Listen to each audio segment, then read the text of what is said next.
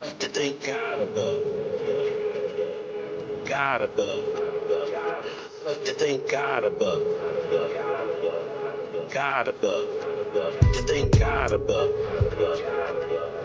God above, to thank God above, God above. Gangsters, cops, and politicians, get ready to rock on a mission. Each one of us shares our own vision. When I was on the yard, I went real hard. While I patrolled the streets, all the T's I meet. When I was on the yard, I went real hard. While I patrolled the streets, all the T's I meet. Well, got to step up. I like to thank God above. To thank God above. God above. To thank God above. God above. To thank God above. God above.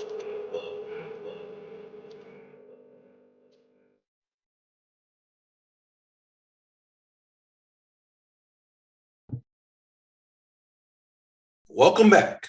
This is your host, Gabe Morales. Please don't forget to hit the like and subscribe buttons now so you're notified of future episodes on prison and street gangs, police and corrections videos, and future interviews planned with some of society's big influencers and politicians. The Mexican Mafia, as well as most other prison gangs, will use a warped sense of cultural identity to support their existence. For many young, impressionable men, they will push an agenda of being proud warriors of Aztec and Mayan heritage.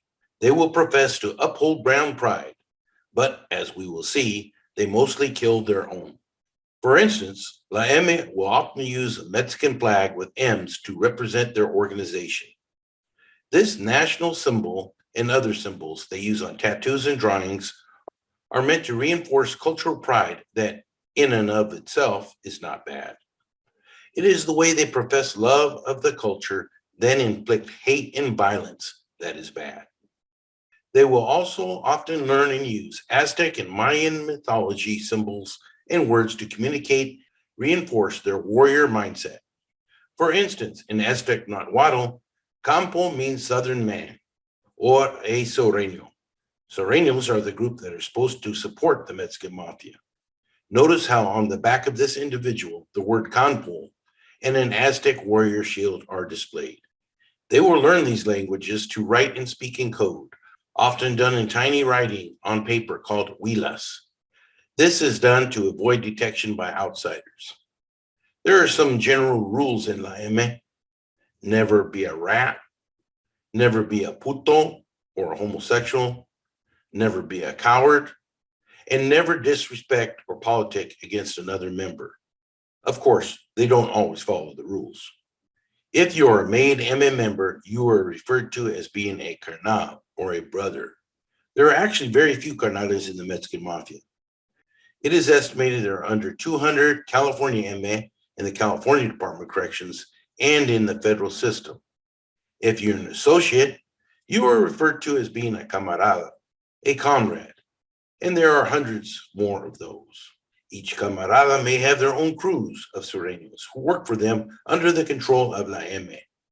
Often there is feuding amongst these crews or camaradas as they politic against each other or become greedy for money and power.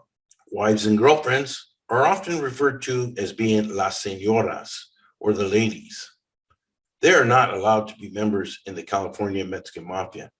However, they do a lot of the footwork for the male members. Sureño street gang members are supposed to be loyal to La M, but this is not always the case. In California, that is often true, but in other states, there may be little to no MA control over Sureños residing in those states. In part one of the Mexican Mafia on this channel, I mentioned that in the late 1980s, I personally dealt with Alex Pee Wee Aguirre from the Avenues, who was also indicted on a RICO case. As I said, Pee Wee ran a lot of things in his area of the city, as well as in jail and prison. This former CDC gang investigator explains his role in tracking Aguirre.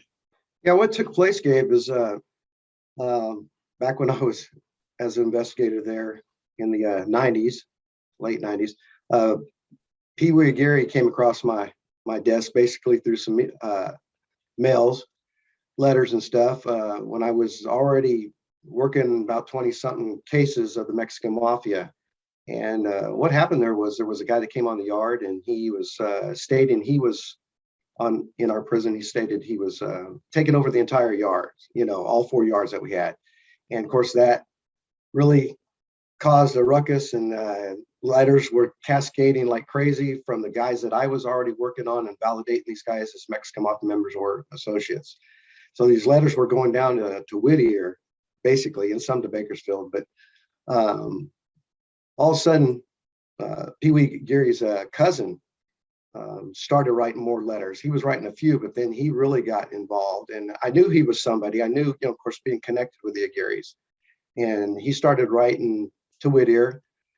They'd come back in, but these letters were from inmates, and you could tell they were from Pee Wee, and they could tell they were from Arnold Hoppo, his brother, Pee Wee's brother. And so they were trying to they were running checks on this guy, saying that he was the main guy, from Duarte. So what took place there was they were all doing checks. They were all making sure, who was who. And then finally, this was an 18-month investigation. I contacted Marion, Illinois, the Federal Bureau of Prisons, where all the 22 were indicted at the time back in 97 of the Mafia. And so I contacted them, and the investigator there, I told him what was going on. I shot him some letters through fax. I said, this is what's going on. I even highlighted, and I even wrote on top, deciphering, all the codes. There was a bunch of coded words in there. I mean, just like Chevy, the Chevy's not running real good right now. We got to knock in the engine, this type of thing, because, a wheel came off and fell off on one of the, yards, all this kind of talk. But it was easy enough at times to break it down. Sometimes you had to kind of just really take the time and read it. And I told him about it, showed him, and about 3.5 weeks later, he contacted me and he says, hey, that letter that you faxed came into Pee Wee. It took that long because it was coming from my prison down to Whittier, and then Whittier over to Marion, Illinois. So that just caused another avenue of, basically mail drops, on the streets. And then when they actually finally figured out that I was monitoring their mail, and so they shot the mail, started shooting it to another place. Well, I'm already monitoring the mail, so it came across real quick. So, and what happened there after that, I ended up going to court on the situations. They were doing some attempted type murders, and they were assaulting other individuals that were claiming to be, associates or sympathizers of the Mafia. And they were trying to clean house is what they were doing, but yet they had a large car, if you will, as far as Mafia soldiers. And they were doing a lot. We actually intercepted drugs. We had quite an investigation. It felt like, you're doing an 18-month investigation for 8 minutes of shootout, kind of like they do on the street. In the previous episode, we discussed some of the players in the mid-1990s RICO cases. The only EME member named to be found not guilty in that RICO case was Victorio Vic Murillo from Visalia. He was killed by a young, upcoming wannabe named Charles Chacho Woody in the small town of Goshen, located just northwest of Visalia in Central California. Murillo had a lot of influence in that area and was an ally of a rising EME drug dealer named Fox Tapia, who had a war against Mariano Chuy Martinez. I personally dealt with Fox in the Violence Control Unit in New Folsom, and we'll talk more about him later. Manuel Tati Torres was active 1968 shoe war participant at San Quentin when the Mexican Mafia first battled against Nuestra Familia, was previously close to Victorio Murillo out on the streets. And there are differing opinions on why Tate was killed. Torres had backed stranger Terziak in his war against Chuy Martinez. Tate was stomped to death in 2005 by an old Arizona Mexican Mafia member named Silvestre Rivera and California Mexican Carnal Richard Chuco Castro. It was the first documented murder to ever occur at the federal ADX in Florence, Colorado. I had Chuco years earlier at New Folsom. He was from Hayward, A Street. located in Northern California in the Bay Area. As I explained earlier, there are some MM members from Northern California, contrary to what some people think. When I told Chuco, hey, I guess if you can't beat him, join him, eh? He just smiled back at me. After 26 years of looking over his shoulder, death finally caught up to Donald Little Man Ortiz, who hailed from Southside Whittier's Barrio Chico. I had Little Man at New Folsom in the early 1990s. He had been on the outs with La M since the mid-1990s and wore a target on his back ever since. Whenever authorities discovered a plot to kill Ortiz or he was attacked in prison, they'd offer him protection, also known as PC, but he always refused. Finally, time ran out. In October 2021, a man who's described as wearing a blue suit walked up to Ortiz and fired a bullet into his head, leaving him to die in the streets of Chino, very close to where my cousins grew up. Little Man was 59 years old, but lived a lot longer than some of his former peers did. Another longtime Emero or Mexican Mafia member's luck also ran out. Eddie Deadeye Castro was riding his bike near Barrio Nueva Estrada Court's housing projects and was killed on May 17, 2019. Many believed it was for his brother Chuco testifying against so many carnales during the RICO trials. I also dealt with highly respected MA member Smokey Sanchez from VNE at New Folsom in the early 1990s. Per my buddy, now retired Special Services Unit Agent Robert Marquez, if it hadn't been for Sanchez, all of VNE probably would have had a green light. Smokey later died from cancer. Danny Popeye Roman was an MA shot caller from a West Side LA barrio called Harpies. I dealt with him in New Folsom in the late 1980s, where, in my opinion, he was given way too much control by staff when he worked as a tier tender. Roman taxed Sureño gangs via his daughter in his control areas for many years, and he was killed in 2020 in the California Department of Corrections. Popeye was feared, but not well liked. In fact, in the recorded hotel room conversation during the RICO cases that were secretly recorded by authorities with the assistance of informant Chuco Castro, MA brothers can clearly be heard dissing the audacity of Popeye of believing his own gang, the Harpies, over La M, and demanding restitution and payment and guns from the Mexican Mafia. One of the street rivals of the Harpies gang was the 18th Street Gang. I had a Harpies member in Folsom who killed 3 18th Street Gang members in a single incident in their turf on the west side of LA. I hope to cover West Side LA street gangs in a future episode. Güero Caballo Gonzalez is an 18th Street Gang member and Mexican Mafia member from the late 1970s. He has life without parole and is considered one of the top for the prison gang and is well respected by most. 18th Street is the biggest street gang in LA, period, than anybody. But they're often looked down on by other Sureño gangs in La M. In fact, we had to lock down many 18th Street gang members in the early 1990s at Folsom and other CDC yards as they were being targeted for green light. Some MA wanted 18th Street shot caller and MA member Puppet Martinez dead. They discussed killing him at recorded meetings during the RICO case for politicking against other members. The irony was, this was something they themselves did over and over on video. They wanted to kill Martinez for making movidas without authorization.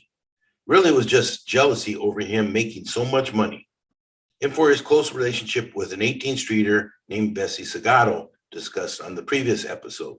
There has always been a love-hate relationship with 18th Street and La M ever since they first started, including when 18th Street founder Rocky Glover elected honorary Mexican Mafia godfather Joe Morgan.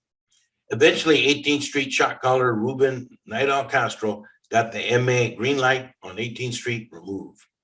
He was also indicted in the 1995 RICO case and is currently housed at Florence, Colorado. Here, you can see an arrow pointing to his black hand of La M. Another LA-based gang that is often mentioned is Mara Salvatrucha. In LA, they also fall under the Sureño umbrella. MS was also greenlighted in the early 1990s for not following MA directives. They have been on and off that list ever since. But they are also known for being killers and are very violent, whether it be against 18th Street or even killing their own. I testified in Seattle on a major MS case, have done ride-alongs with LAPD and MS territory, and contributed to fact-finding and the death of an early MS member who was tracked down to LA from Seattle, where he was executed in a vacant West Side LA home that was mentioned in the RICO case. Nelson Comandari, until he turned informant, was considered to be the #1 MS in LA and worldwide. He was making so much money, there was even talk of putting him up for MM membership. But eventually he ruled on the gang after being arrested by federal authorities for large shipments of drugs all across the United States.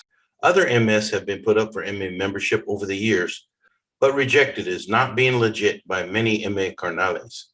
These included Juan Dreamer Rodriguez, Luis Little One Vega, and Nelson Mula Flores.